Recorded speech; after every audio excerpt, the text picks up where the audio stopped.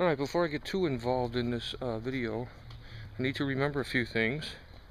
I have to remember from watching my other videos that I need to speak up so that you can hear me. I also need to be cognizant of which way the wind's blowing, because otherwise you get all kinds of wind sound. And I also have to remember that this camera doesn't do close-ups. Not like really well. Okay, so anyway, by popular demand, right, that's not true, one person asked, I was going to talk about my fender situation.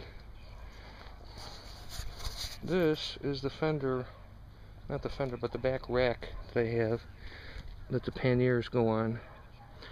And this doesn't really, you get into the water, and back here all this stuff is splashing up on my ass, so I get a white stripe.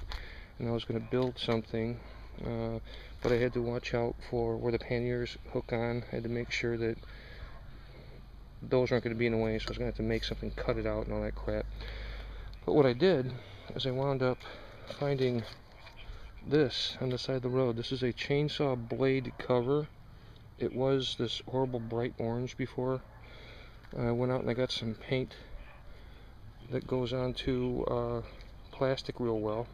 It's a spray paint, and it feels a little tacky yet, but that's okay because I'm kind of tacky anyway. But at any rate, this fits perfectly.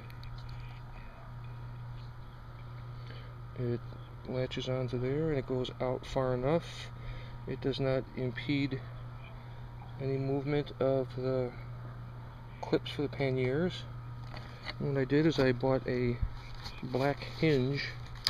It's a metal hinge that has enamel paint on it so that it's not waterproof necessarily, but it will not rust. And what that will enable me to do, if you'll bear with me, trying to do this with two hands, I will be able to put it in an up position if I need to put something on here. I don't know that I'll ever have to do that, but I can do that, and then I just bring it back down. My one concern was that after I had it all attached, that one of the things that might happen is it's going to be bouncing and bouncing and bouncing when I'm riding down the road. However, I found out that these two straps for the panniers will click into place and hold it down, so all I'll have to do is just put a couple bolts here to hold it on, and I won't have to do any fancy engineering underneath to hold this down to the rack.